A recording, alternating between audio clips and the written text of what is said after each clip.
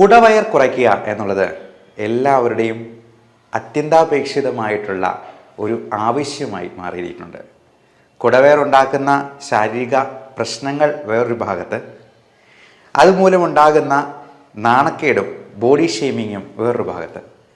അപ്പോൾ ഈ കുടവയർ കുറയ്ക്കാൻ ഈസി ആയിട്ട് ചെയ്യാവുന്ന കുറച്ച് വ്യായാമങ്ങൾ നമുക്ക് ഈ ടി വി കണ്ടുകൊണ്ടിരിക്കുമ്പോൾ അല്ലെങ്കിൽ ഈ യൂട്യൂബ് നോക്കിക്കൊണ്ടിരിക്കുമ്പോൾ ചെയ്യാവുന്ന ചെറിയ കുഞ്ഞു കുഞ്ഞു വ്യായാമങ്ങൾ, അതുപോലെ നമുക്ക് അതിനു വേണ്ടി തയ്യാറാക്കാവുന്ന ഒരു ഡ്രിങ്ക്, അത് വളരെ എളുപ്പത്തിൽ നമ്മുടെ വീട്ടിൽ തന്നെ ഉണ്ടാക്കാവുന്ന അവൈലബിൾ ആയിട്ടുള്ള സാധനങ്ങൾ കൊണ്ടുണ്ടാക്കാവുന്ന ഒരു ന്യൂട്രീഷ്യസ് ആയിട്ടുള്ള വെയിറ്റ് ഉരുക്കിക്കളയുന്ന ഫാറ്റ് ബേൺ ചെയ്യുന്ന ഒരു ഡ്രിങ്ക്. ഇത് രണ്ടുമാണ് ഞാൻ ഇന്ന് നിങ്ങൾക്ക് മുമ്പിൽ അവതരിപ്പിക്കുന്നത്. ഇതൊരു 14 ഡേയ്സ് ചലഞ്ചാണ്. 2 ആഴ്ചത്തേക്ക് 14 ദിവസത്തേക്ക് നിങ്ങളിത് കൃത്യമായിട്ട് ഫോളോ ചെയ്യുക. എന്നിട്ട് കുടവയറ് കുറയുന്നുണ്ടോ ഇല്ലയോ എന്നുള്ളത് നോക്കിയിട്ട് ഈ വീഡിയോയുടെ താഴെ കമൻ്റായിട്ടൊന്ന് രേഖപ്പെടുത്തുകയും ചെയ്യുക. ഓക്കെ, അപ്പോൾ ഏറ്റവും ആദ്യം തുടങ്ങുന്നത് നമുക്ക് ലഘുവായിട്ട് ചെയ്യാവുന്ന എക്സസൈസാണ്. പിന്നെ ഇതിന് ഇച്ചിരി കഷ്ടപ്പെട്ട് ചെയ്യേണ്ട കുറച്ച് എക്സസൈസും കൂടെ ഞാൻ അവസാനത്തേക്ക് പറയുന്നുണ്ട്. ഏറ്റവും ലഘുവായിട്ട് നമുക്ക് ഈ ടി വി കണ്ടുകൊണ്ടിരിക്കുമ്പോൾ തന്നെ ചെയ്യാവുന്ന ഒരു കാര്യമുണ്ട്. നമ്മൾ ഈ സോഫയിലൊക്കെ ഇരുന്ന് ചിലപ്പോൾ നല്ല റിക്ലൈനറിലൊക്കെ ഇങ്ങനെ വളരെ സന്തോഷത്തോടെ കിടന്നുകൊണ്ടൊക്കെ ആയിരിക്കും മിക്കവാറും ടി വി കാണുന്നത്.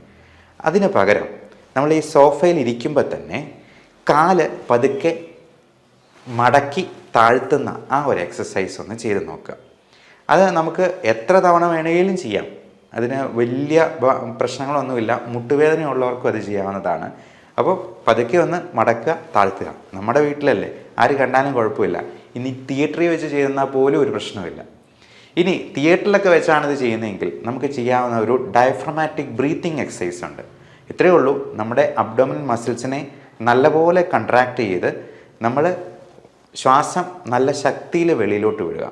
അതിന് ബ്രീത്തിങ് എക്സസൈസിന് നമ്മൾ പറയുന്ന പൾമണോളജിസ്റ്റിൻ്റെ ഒരു ടെർമിനോളജി ഉണ്ട്, പേഴ്സണലി ബ്രീത്തിങ് എന്ന് പറയും. അതിത്രയേ ഉള്ളൂ.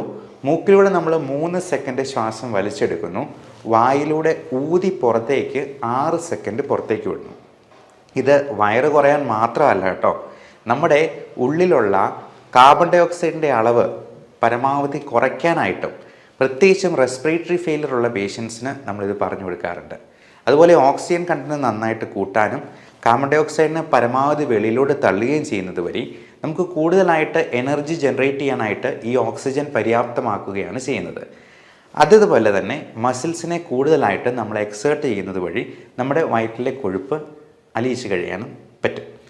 ഇനി ആ ഇരിപ്പിൽ നിന്ന് ഒന്ന് എണീറ്റ് നിൽക്കാൻ പറ്റുവാണെങ്കിൽ നമുക്ക് ഈസി ആയിട്ട് ചെയ്യാവുന്ന ഒരു കാര്യം കൂടെയുണ്ട്, സ്ക്വാറ്റ്സ് എന്ന് പറയുന്ന എക്സസൈസ്. അത് ഇത്രേ ഉള്ളൂ. നമ്മൾ നേരെ കൈ ഇങ്ങനെ വെച്ചിട്ട് ഇരുന്ന് നല്ലപോലെ കുനിഞ്ഞിരുന്ന് നമ്മുടെ ഈ മുട്ട് നമ്മുടെ നെഞ്ചിൽ മുട്ടുന്നത് പോലെ അത്രയും നല്ല രീതിയിൽ ഇരിക്കുക. എന്നിട്ട് വീണ്ടും എണീറ്റ് നിൽക്കുക. അതൊരു 15 പ്രാവശ്യം ചെയ്യുക. അങ്ങനെ ഒരു 3, 4, 5 റെപ്പറ്റീഷൻസ് വേണമെങ്കിൽ ചെയ്യാം. ഒരുമിച്ച് ചെയ്യേണ്ട ആവശ്യമില്ല.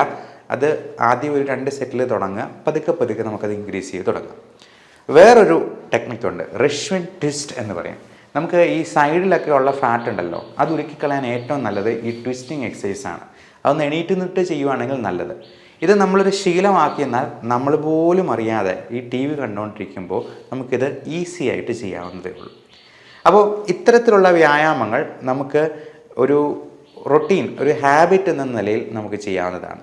പിന്നെ ആദ്യമേ തന്നെ ചെയ്യാവുന്ന ഒരു കാര്യം, നമ്മൾ ഈ സോഫയും സംഗതികളൊക്കെ മാറ്റിയിട്ട് എക്സസൈസ് മെഷീനോ ട്രെഡ്മില്ലോ സൈക്കിളോ ഒക്കെ വേണമെങ്കിൽ ടി വിയുടെ മുമ്പിലോട്ട് സ്ഥാപിക്കാം കേട്ടോ. അത് നമുക്ക് മൊബൈലാണെങ്കിലും ഒരു സ്റ്റാൻഡ് വെച്ചിട്ട് അതിൽ നോക്കിക്കൊണ്ട് എക്സസൈസ് ചെയ്യാൻ പാകത്തിന് ഒരുക്കി വയ്ക്കാവുന്നതുമാണ്. ഇനി ഇതിന് നമുക്ക് ലഘുവായിട്ട് പ്രിപ്പയർ ചെയ്യാവുന്ന ഒരു ഹെൽത്ത് ഡ്രിങ്കിനെ കുറിച്ച് നമുക്ക് പറയാം. നമ്മുടെ ഓരോരുത്തരുടെയും ബോഡി ഷേപ്പ് തന്നെ പലതരത്തിലാണ് ഈ ഫാറ്റ് നടുവിലായിട്ട് ഡെപ്പോസിറ്റ് ചെയ്യുന്നത്. ചിലർക്ക് ആപ്പിൾ ഷേപ്പിലായിരിക്കും, പുക്കളുടെ മുകൾ ഭാഗത്തായിരിക്കും ഏറ്റവും കൂടുതൽ ഫാറ്റ് ഡെപ്പോസിറ്റ് ചെയ്യുക. ചിലർക്ക് പിയർ ഷേപ്പ് എന്ന് പറയും, അതായത് പുക്കളുടെ താഴ്ഭാഗത്തായിരിക്കും. അതുപോലെ പലതരത്തിലുള്ള ബോഡി ടൈപ്സ് ഉണ്ട്, എക്ടോമോർഫ്, എൻഡോമോർഫ് എന്നൊക്കെ പറഞ്ഞിട്ട്.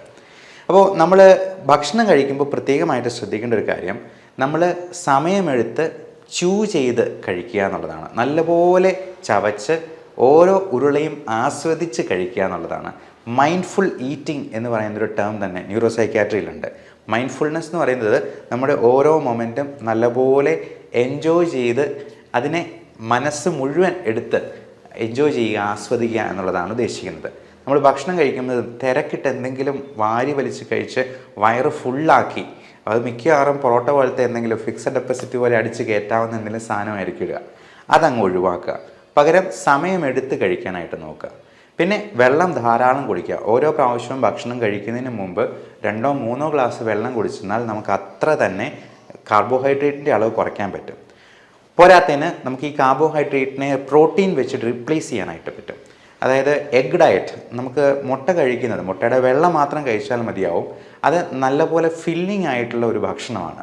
മുട്ടയുടെ വെള്ള 2-3 എണ്ണം കഴിക്കാം. അപ്പോൾ അതുപോലെ തന്നെ ഇതിന് മുമ്പായിട്ട് മരുന്ന് പോലെ കഴിക്കേണ്ട ചില സാധനങ്ങളുണ്ട്.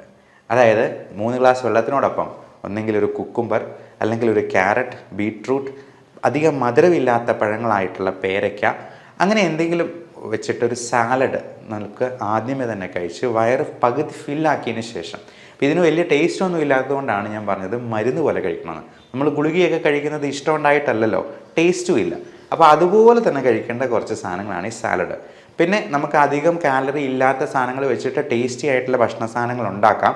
അങ്ങനെയുള്ള കാര്യങ്ങളും ഡയറ്റും ഞാൻ മുമ്പ് പറഞ്ഞിട്ടുള്ളതാണ്. അപ്പോൾ അതുപോലുള്ള ഭക്ഷണ സാധനങ്ങൾ വെച്ച് ആദ്യമേ സാലഡ് നല്ലപോലെ കഴിച്ച് ചോറ് ഒരല്പം മാത്രം കഴിക്കുക എന്നുള്ളതാണ് ഏറ്റവും നല്ലത്. നമ്മളൊക്കെ അരിക്കുട്ടന്മാരും അരിക്കുട്ടിമാരുമാണെന്ന് പറയും.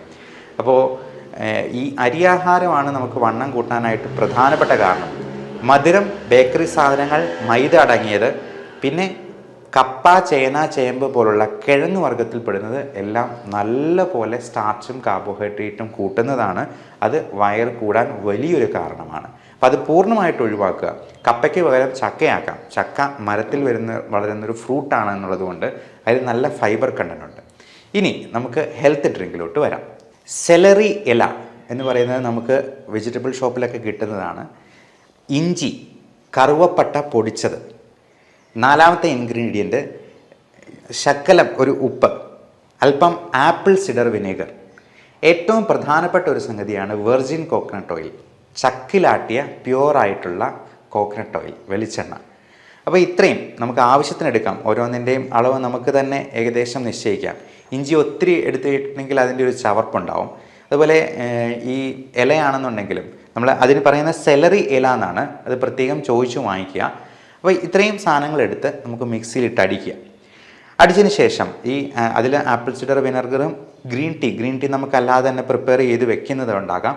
അപ്പം അതിൽ ആവശ്യത്തിന് വെള്ളവും ചേർത്ത്, ആവശ്യത്തിന് വെർജിൻ കോക്കനട്ട് ഓയിലും, ആവശ്യത്തിന് ഉപ്പും, ഒരു നുള്ളുപ്പും മതിയാവും. ഇത്രയും മിക്സിയിലിട്ട് അടിക്കുക. എന്നിട്ട് അരിച്ചിട്ട് നമുക്ക് അതിൻ്റെ ടേസ്റ്റിന് വേണമെങ്കിൽ ഷുഗർ ഫ്രീ ആഡ് ചെയ്യാം. ഷുഗർ ആയിട്ട് ആഡ് ചെയ്യാൻ പാടില്ല. ഏറ്റവും അഭികാമ്യം ഷുഗർ ഒന്നുമില്ലാതെ, ഷുഗർ ഫ്രീയും ഇല്ലാതെ നമുക്ക് ഡയറക്റ്റായിട്ട് കഴിക്കുന്നതാണ്. ആർട്ടിഫിഷ്യൽ 0 കാലറി സ്വീറ്റ്നറുണ്ട്. അത് ടേസ്റ്റ് ഒട്ടും അപ്പറ്റൈസിങ് അല്ല എന്ന് തോന്നുന്നവർക്ക് മാത്രം ഈ ഷുഗർ ഫ്രീ ഉപയോഗിക്കാവുന്നതാണ്. എന്നിട്ട് ഇത് ഒന്ന് ടേസ്റ്റ് ചെയ്ത് നോക്കുക. ഷുഗർ ഫ്രീ ആവശ്യമുണ്ടെന്നുണ്ടെങ്കിൽ കുറച്ചൊന്ന് ആഡ് ചെയ്യുക. ഇത് കുടിക്കുന്നത് വഴി നമുക്ക് നല്ല പവർഫുൾ ആൻറ്റി ഓക്സിഡൻസ് നമ്മൾ ശരീരത്തിലേക്ക് കടത്തിവിടുവാണ്. അതിൽ നല്ല ഫൈബർ കണ്ടന്റ് ഉണ്ട്. ഈ വെർജിൻ കോക്കനട്ട് ഓയിൽ എന്ന് പറയുന്നത് നമ്മുടെ ഉരുക്കിക്കളയാനായിട്ട്, ഫാറ്റ് ഉരുക്കിക്കളയാനായിട്ട് ഏറ്റവും നല്ലൊരു സംഗതിയാണ്. അതുപോലെ തന്നെയാണ് ഇതിലെ ഗ്രീൻ ടീയുടെയും അതുപോലെ ഈ ഇല അടങ്ങിയിരിക്കുന്നത് കൊണ്ട് അതിലുണ്ടായിരിക്കുന്ന വൈറ്റമിൻസും മൈക്രോ ന്യൂട്രിയൻസും എല്ലാം നമുക്ക് ഫാറ്റ് ഉരുക്കിക്കളയാനായിട്ട് നല്ലതാണ്. ഇത് ദിവസം 1-2 നേരം കഴിക്കാവുന്നതാണ്. അതുമാത്രമല്ല, നമുക്ക് ഈ ഫാറ്റ് ഉരുക്കിക്കളയാനായിട്ട് ചെയ്യാവുന്ന, ഇച്ചിരി കഷ്ടപ്പെട്ടാണെങ്കിലും ചെയ്യാവുന്ന കുറച്ച് എക്സസൈസുകളുണ്ട്. നമ്മുടെ വയറിലെ റെക്ടസ് അബ്ഡോമിനസ് മസിൽസിനെ, ഇപ്പം ചിലർക്കറിയാം, ചിലർ മെലിഞ്ഞിരുന്നാലും നല്ല വണ്ണമായിരിക്കും. എന്നാൽ ചിലർക്ക് നല്ല വണ്ണം ഉണ്ടെന്നുണ്ടെങ്കിലും ഒട്ടും വയറുണ്ടാകത്തില്ല. അപ്പോൾ ഈ വയറ് ഉണ്ടാകാതിരിക്കാനായിട്ട് നമ്മൾ ഈ റെക്ടസ് അബ്ഡോമിനസ് മസിൽസിനെ നല്ലപോലെ സ്ട്രെങ്തൻ ചെയ്തെന്നാൽ മാത്രമേ, അല്ലെങ്കിൽ അവനെ വർക്ക് ചെയ്യിപ്പിച്ചെന്നാൽ മാത്രമേ ഈ വയറ്, നമ്മുടെ അരയ്ക്ക് ചുറ്റുമുള്ള കൊഴുപ്പ് ഒന്ന് പോകത്തുള്ളൂ. അപ്പോൾ അതിന് ഏറ്റവും നല്ല എക്സസൈസായിട്ട് പറയപ്പെടുന്നത് പ്ലാങ്ക് എക്സസൈസാണ്. പ്ലാങ്ക് എന്ന് പറഞ്ഞാൽ നിങ്ങൾക്ക് ഗൂഗിളിലൊക്കെ സെർച്ച് ചെയ്യുന്നാൽ അറിയാം. അത് നമ്മൾ കൈമുട്ട് നിലത്ത് കുത്തിയതിന് ശേഷം സ്ട്രെയിറ്റ് ആയിട്ട് നമ്മുടെ സ്പൈൻ വെച്ചിട്ട് പരമാവധി സമയം അങ്ങനെ നിൽക്കുക. ഒരു 30 സെക്കൻഡിൽ തുടങ്ങിയാൽ മതി. 30 സെക്കൻഡ് പതുക്കെ 1 മിനിറ്റ് ആക്കുക. മാക്സിമം 2 മിനിറ്റ് വരെ അത് ചെയ്താൽ മതി. അപ്പം നമ്മുടെ സ്പൈൻ നല്ല സ്ട്രെയിറ്റ് ആയിരിക്കണം. നമ്മുടെ ബട്ടക്സ് അല്ലെങ്കിൽ ചന്തിയുടെ ഭാഗം നല്ലപോലെ സ്ട്രെയിറ്റ് ആയിട്ട് നിൽക്കണം. അത് ഒത്തിരി പൊങ്ങിയിരിക്കരുത് എന്നുള്ളതാണ്. അപ്പോൾ അത് കൃത്യമായിട്ട് ചെയ്യുന്ന വഴി നമ്മുടെ ബാക്ക് സ്ട്രെങ്തനിങ് സംഭവിക്കും. അബ്ഡോമിനൽ മസിൽസിന് നല്ല കോർ സ്ട്രെങ്ത് കിട്ടുകയും ചെയ്യും. അപ്പോൾ ഇതുപോലെ തന്നെയാണ് ഈ പുഷപ്സിലും നമ്മൾ ഒരേ സമയം എയറോബിക് എക്സസൈസ് ആണ്, സ്ട്രെങ്തനിങ് എക്സസൈസ് ആണ്, കൂടാതെ അതിനൊരു സ്ട്രെച്ചിങ് ഫാക്ടറും കൂടി വരുന്നുണ്ട്. അതിന് പുഷപ്പ് ഒരു വളരെ നല്ല എക്സസൈസ് ആണ്. നമ്മുടെ ബാക്ക് മസിൽസിനും നമ്മുടെ തൈ മസിൽസിനും പോലും, നമ്മുടെ shoulder muscles, pectoralis major minor, chest muscles, നമ്മുടെ റെക്ടസ് അബ്ഡോമിനസ് മസിൽസ് എല്ലാത്തിനും നല്ല എക്സേഷൻ വരുന്ന ഒരു എക്സസൈസാണ് പുഷപ്പ്. അതുപോലെ തന്നെയാണ് ഈ അബ്ഡോമിനൽ ക്രഞ്ചസ് എന്ന് പറയുന്നത്. അബ്ഡോമിനൽ ക്രഞ്ചസ് ഇത്രയേ ഉള്ളൂ. നമ്മൾ നേരെ കിടന്നതിന് ശേഷം നമ്മുടെ കാൽമുട്ടുകളിൽ കൈമുട്ട് കഴുത്തിൽ വെച്ചതിന് ശേഷം 2 സൈഡിലും മാറി മാറി വയ്ക്കുക എന്നുള്ളതാണ്. അപ്പോൾ അതുവഴി നമ്മുടെ സൈഡിലുള്ള ഫാറ്റ് ഡെപ്പോസിറ്റും പരമാവധി ഉരുക്കി കളയാനായിട്ട് പറ്റും. അതുപോലെ ബട്ടർഫ്ലൈ ഫ്ലിക്സ് ഉണ്ട്. നമുക്ക് നേരെ കടന്നതിന് ശേഷം കാലുകൾ തുഴയുന്ന പോലെ അല്ലെങ്കിൽ സൈക്കിൾ ഔട്ടുന്നത് പോലെ, വായുവിലേക്ക് സൈക്കിൾ ഔട്ടുന്ന പോലെ, അത് മുട്ടുവേദന ഉള്ളവർക്കും ചെയ്യാവുന്നതാണ്. അപ്പം നടക്കാനും ഓടാനും ഒക്കെയാണ് മുട്ടുവേദനക്കാർക്ക് ഏറ്റവും ബുദ്ധിമുട്ട്. അവർക്ക് പകരം ഈ എക്സസൈസ് ചെയ്യാവുന്നതാണ്. മുകളിലോട്ട് സൈക്കിൾ ഔട്ടുന്നത് ഒരു തരത്തിൽ വെരിക്കോസ് വെയിനെയും ഹെൽപ്പ് ചെയ്യുന്നതാണ്. അപ്പോൾ ഇങ്ങനെയുള്ള എക്സസൈസ് വഴി നമ്മുടെ വയറ് പരമാവധി കുറയ്ക്കാനായിട്ട് നോക്കുക. ഇതിൽ ചെയ്യാൻ പറ്റുന്ന 1-2 എക്സസൈസുകളും കൂടി ഞാൻ പറയാം. ലെഗ് റേസിങ് എന്ന് പറയുന്നത് നമ്മൾ നേരെ കിടന്നതിന് ശേഷം കാല് രണ്ടും ഒന്ന് മുകളിലോട്ടൊന്ന് പൊക്കിക്കുക. 90 ഡിഗ്രിയിലല്ല പൊക്കേണ്ടത്, ഒരു 45 ഡിഗ്രി ആംഗിളിൽ വരുന്നത് പോലെ പൊക്കി വയ്ക്കുക. അതിൻ്റെ കൂടെ ശക്കലം കഴുത്തും കൂടി ഒന്ന് പൊക്കിയെന്നാൽ നമുക്ക് ആ വയറിൻ്റെ അവിടെ നല്ല പോലെ പിടുത്തം അറിയാൻ പറ്റും. അപ്പോൾ ഇതൊക്കെ നമുക്ക് എന്തെങ്കിലും യൂട്യൂബിൽ എന്തെങ്കിലും വീഡിയോ കണ്ടുകൊണ്ടിരിക്കുമ്പോൾ ചെയ്യാം, പാട്ട് കേട്ടുകൊണ്ട് ചെയ്യാം. അത് ഒരു റൊട്ടീനായിട്ട് ഇപ്പോൾ രാവിലെ തന്നെ നമുക്ക് എണീറ്റ ഉടനെ തന്നെ ഒരു 19 പുഷപ്പ് എടുക്കുമ്പോഴത്തേക്കും തന്നെ നമ്മളൊന്ന് ആ ഒരു ഉത്സാഹവും ബ്ലഡ് സർക്കുലേഷനും ഒക്കെ നമ്മുടെ ദിനചര്യകളിലെല്ലാം കാണാൻ പറ്റും. നമ്മുടെ ജോലിയിലും ആ ഒരു ഉത്സാഹം നമുക്ക് എക്സ്പീരിയൻസ് ചെയ്യാനായിട്ട് പറ്റും. അതുപോലെ ഈ പുഷപ്സും സ്ക്വാറ്റ്സും നമ്മൾ ഡെയിലി എക്സസൈസിൻ്റെ ഒരു ഭാഗമാക്കുന്നത് തീർച്ചയായിട്ടും ഗുണം ചെയ്യും. ഇത് എല്ലാം പല തുള്ളി പെരുവെള്ളം എന്ന കോൺസെപ്റ്റിലാണ് വർക്ക് ചെയ്യുക. നമ്മൾ ഒരു ദിവസം ഒരു 10 പുഷപ്പേ ചെയ്യാൻ പറ്റുന്നുള്ളൂ, മതി.